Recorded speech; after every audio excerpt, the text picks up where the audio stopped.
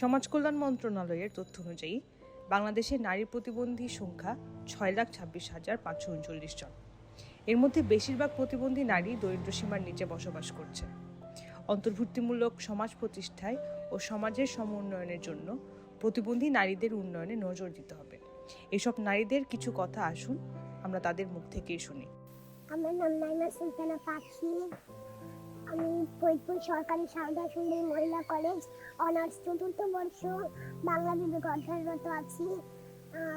আমার বাড়ি কালাইপুর। আমার নাম নুরাত আক্তার মিনি, আস্থা প্রতিবন্ধী নারী পরিষদের সভাপতি এবং পাশাপাশি বিলাসের সাথেও আমরা দীর্ঘদিন যাবৎ সম্পর্ক আছে। চ্যালেঞ্জ হচ্ছে কি আসলে কি প্রতিবন্ধী মানুষদের তো আসলে সবাই আসলে গ্রহণ করতে চায় না। কলেজেই আমার বেশি হয়েছে আসলে সমস্যা ছিল। আমি যেটা সায়েন্স নিয়ে পড়তেছিলাম কিন্তু আমাকে আসলে প্রিন্সিপাল ওই জায়গাটা আমাকে দেয় নাই। এটা নিয়ে মনে করেন যে অনেকটা আমারও খুব একটা খারাপ ছিল মন মানসিকতা। আমি শারীরিক প্রতিবন্ধী হয়, আমি পড়াশোনা করছি কিন্তু এখানে আমার অনেক বাধা আসতেছে। যেমন ধরুন আমার যাতায়াতের সমস্যা, রিক্সায় উঠতে গেলে আমাদের কষ্ট হয়। আর অন্যান্য দেখা গেল যে কোনো একটি বিল্ডিং এ আমি উঠতেছি কিন্তু সিঁড়িগুলো উঁচু, এই ক্ষেত্রে আমার অসুবিধা হয়ে যায়। আর প্রতিবন্ধী কার্ড আমি পেয়েছি কিন্তু আমি প্রতিবন্ধী হিসাবে প্রতিবন্ধী ভাতা পাই, কিন্তু আগে আমি শিক্ষা উপবৃত্তি পেতাম কিন্তু শিক্ষা উপবৃত্তি এখন আমাকে দেওয়া হয় না। তার কারণ একটি সুবিধা পেলে অন্যটি সুবিধা থেকে অন্যটি সুবিধা পাওয়া যাবে না। প্রতিবন্ধী সুরক্ষা অধিকার কমিটির যে মিটিংগুলো হয় আসলে ওই মিটিংগুলোতে ধরেন সেইভাবে সিদ্ধান্ত নেওয়া হয় না এবং বাস্তবায়নও হয় না। নিয়ম অনুযায়ী আসলে প্রতিবন্ধী সুরক্ষা আইনের কমিটি থাকার কথা, কিন্তু কমিটি থাকলেও ইউনিয়ন, উপজেলা এবং জেলা পর্যায়ে কিন্তু রেগুলারলি মিটিংগুলো হয় না এবং জেলা পর্যায়ে ঠিক মতো মিটিংগুলো হয় না। আমার যেটা আসলে প্রথমত বাড়ি থেকে যেটা আসলে যাওয়ার সমস্যা, যে আসলে রাস্তাটা তো আসলে হুইলচেয়ার যাওয়ার মতো না, সেজন্য আসলে আমার এখানে যাইতে একটু সমস্যা হয়। আর রিক্সায় চলতে গেলে হ্যাঁ, যেহেতু হুইল চেয়ার আসলে সব জায়গায় নেওয়া যায় না, তারপরেও সমস্যা হয়। উঠতেও তো সমস্যা হয় এবং বাসেও উঠতে সমস্যা হয়, অটোতেও উঠতে সমস্যা হয়। আমার প্রতিবন্ধী কার্ডটা পাইতে আসলে সমস্যা হয় নাই, কিন্তু এই ভিজিডি এবং সরকারি যে বিভিন্ন সুযোগ সুবিধাগুলো আছে, ভিজিডি, ভিজিএফ, এই কার্ডগুলা পাইতে আমার সমস্যা হয়েছে। যেটা হচ্ছে যে একটা সুবিধা পাইলে আর একটা সুবিধা পাবে না। তো আমি বিভিন্ন ইউনিয়ন পরিষদগুলোতেও দেখছি যে প্রতিবন্ধী মানুষগুলাও তারাও এই সুযোগগুলা পাইতে যায় তারা হয়রানির শিকার হয়েছে এবং তারা একটা সুবিধা পাইলে আর একটা সুবিধা পায়নি। দরজা এবং অন্যান্য যেটা আছে এটা আসলে আমার উপযোগী না, আমার আসলে চলাফেরা করতে সমস্যা হয়। তো অন্য জায়গায় গেলেও আমি দেখছি যে সেই জায়গাগুলোতেও আসলে প্রতিবন্ধী মানুষদের উপযোগী না এবং চলাচলে খুবই কষ্ট হয়। আমি প্রতিবন্ধী নারী হিসেবে অন্য প্রতিবন্ধী নারীদের যেটা সহযোগিতা করতে যে দেখছি যে হ্যাঁ, থানাগুলোতে গেলে ধরেন একটু প্রথমত আসলে মামলাটা বা অভিযোগটা নিতে চায় না, সেক্ষেত্রে এখানে আসলে বড় একটা চ্যালেঞ্জ থাকে। এসব নারীদের মুখেই শুনলাম আমরা তাদের ব্যক্তিগত শিক্ষা, কর্মক্ষেত্রে বর্তমান অবস্থা এবং তাদের বিদ্যমান প্রতিবন্ধকতা সমূহ। উল্লেখ্য, গত 2022 থেকে 2024 সালে Bangladesh legal aid and services trust blast সামাজিক কাঠামোতে প্রান্তিক অবস্থানে থাকা নারীদের অধিকার আদায় নিয়ে কাজ করা hour voice our future OVOF প্রকল্পের আওতায় প্রতিবন্ধী নারীদের নিয়ে বিভিন্ন সভার আয়োজন করে, যেখানে প্রতিবন্ধী নারীদের সমস্যাসমূহ চিহ্নিত করা হয় এবং সেই সমস্যা সমাধানের জন্য কার কাছে যেতে হবে তার সম্পর্কে ব্লাস্ট থেকে ধারণা প্রদান করা হয়। আসলে প্রতিবন্ধী ব্যক্তিদের অধিকারে Bangladesh legal aid and services trust দীর্ঘদিন ধরেই কাজ করে আসছে। আমরা দেখতে পেয়েছি যে প্রতিবন্ধী ব্যক্তিদের অধিকার নিয়ে যে আইন রয়েছে 2013 সনে যে আইনটি পাশ হয়েছে এবং তারপরে বিধিমালা হয়েছে 2015 সালে, আন্তর্জাতিক সনদ রয়েছে, কিন্তু এত কিছু থাকা সত্ত্বেও বাস্তবে আমরা যেটি দেখতে পাই সেটি হচ্ছে যে প্রতিটি জায়গায় যে প্রতিবন্ধীদের জন্য আইনে যেই কথাগুলো বলা আছে, যেমন এখন পর্যন্ত আমরা দেখতে পাই যে বিভিন্ন অফিসে যেগুলো সেবা দানকারী প্রতিষ্ঠান সেখানে কিন্তু র্যাম্প নেই এবং তাদের জন্য উপযোগী ওয়াশরুম নেই।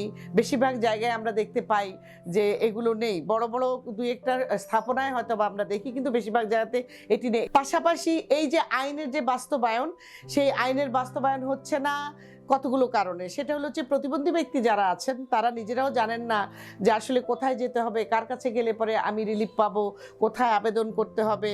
আরেকটা বিষয় হলো প্রতিবন্ধীদের অধিকার সুরক্ষার জন্য যে জাতীয় কমিটি রয়েছে, তারপরে জেলা কমিটি রয়েছে, থানা ইউনিয়ন কমিটি রয়েছে, তাদেরকে যদি আমরা আরও অ্যাক্টিভেট করতে পারি, যেটা আইনের মধ্যে সুস্পষ্ট করা আছে যে তারা কতদিন পর পর মিটিং করবে, কি করবে না করবে, এই বিষয়গুলো যে সুস্পষ্ট বিধিমালাতে বলা রয়েছে সেটা কিন্তু ঠিকমতো পালন করা হচ্ছে না। যেটি আমি মনে করি যে এটি যদি একদম তৃণমূল পর্যায় থেকে যদি এটা আমরা অ্যাক্টিভেট করতে পারি, এবং আমরা যারা বেসরকারি সংগঠন আছি আমরা এই নিয়ে কাজও করছি, তো আমরা যদি অন্যান্য লাইক মাইন্ডেড অর্গানাইজেশন নিয়ে আমরা যদি এই যে আমাদের যে মানে কমিটিগুলো রয়েছে সেগুলোকে অ্যাক্টিভেট করতে পারি, তাহলেও কিন্তু আমি মনে করি ব্যাপকভাবে সাড়া পড়বে এবং মানে বটম টু টপ এক ধরনের মানে ধারাবাহিকতা রক্ষা হবে, যে এখানে প্রতিবন্ধী ব্যক্তিরা তাদের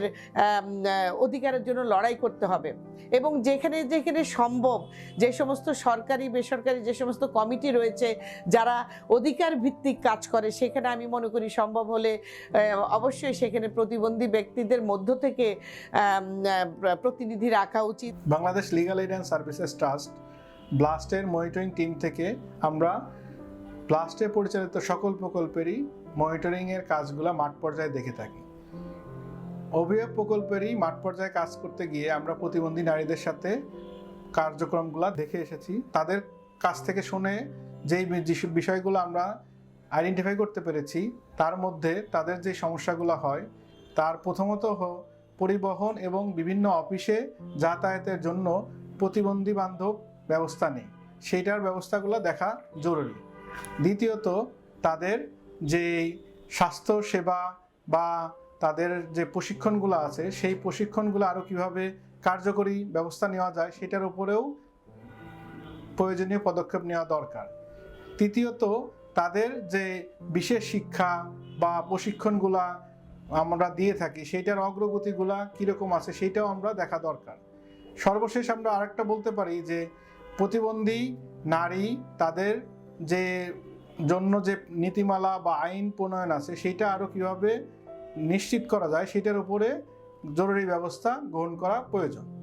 সরকারি যে সকল সেবাগুলো রয়েছে, যেমন বিল্ডিং এর যেমন উঁচু উঁচু সিঁড়ি থাকে, সেই সিঁড়িগুলো নিচু হলে ভালো হয়। আবার বলা যায় যে আইনের সেবা ক্ষেত্রে বলা যায় যখন আমরা কোনো সমস্যার মধ্যে পড়লাম না, জিডি করতে গেলাম, সেখানে আমাদের কোনো মানে আলাদা কোনো সুবিধা নেই।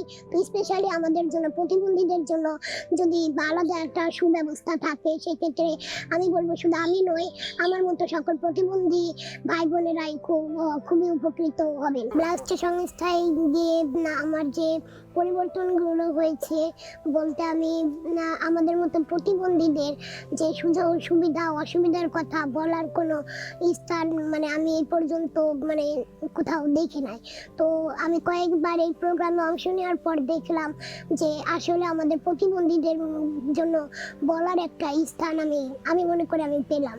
প্রতিবন্ধীদের সুরক্ষা আইনটা আছে এবং এই আইনটা যাতে বাস্তবায়নের জন্য কাজ করে, এবং এইখানে যে কিছু ধারা আছে যেটা হচ্ছে যে আপনার শিক্ষা কর্মসংস্থান, এই বিষয়গুলো যদি আসলে কাজ করে তাহলে প্রতিবন্ধী নারীরা আরো উপকৃত হবে এবং প্রতিবন্ধী ব্যক্তিরাও উপকৃত হবে। তার কারণ শিক্ষা কর্মসংস্থান এগুলার আসলে কোনো বিকল্প নাই। এই আইনটা যদি আসলে বাস্তবায়ন না হয়, মানবাধিকার এবং মৌলিক অধিকার থেকে প্রতিবন্ধী ব্যক্তিরা আসলে বঞ্চিত হবে। লাস্টের সভা থেকে আমি যেটা জানতে পারছি এবং ডিসি স্যারের কাছে আমি একটা বিষয় নিয়ে গেছিলাম এবং সেই বিষয় থেকে ডিসি স্যার সেই আমার রাস্তার বিষয়টা মানে করে দেওয়ার প্রতিশ্রুতি দিচ্ছে।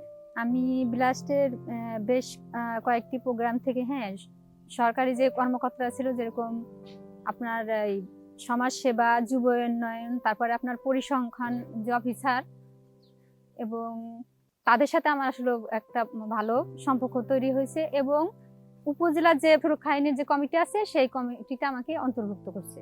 ব্লাস্টের যে ধরেন ইউনিয়ন পর্যায়ে যে আগে নিয়মিত যে মিটিংগুলো হয়তো, যদি এই মিটিংগুলো হয় তাহলে ধরেন প্রতিবন্ধী নারীরা তো সচেতন হবে এবং তারা ধরেন আইনি সহায়তাটা পাবে। এখনো কিছু সমস্যা বিরাজমান থাকলেও আমরা আশা করি অচিরেই ব্লাস্টের পদক্ষেপ, সেই সাথে মিনি ও পাখির মতো সাহসী প্রতিবন্ধী নারীদের উদ্যোগ গ্রহণের মাধ্যমে সমাজে পরিবর্তন আসবে। আসুন সামাজিক কাঠামোতে প্রান্তিক অবস্থানে থাকা নারীর অধিকার রক্ষায় সোচ্চার হই।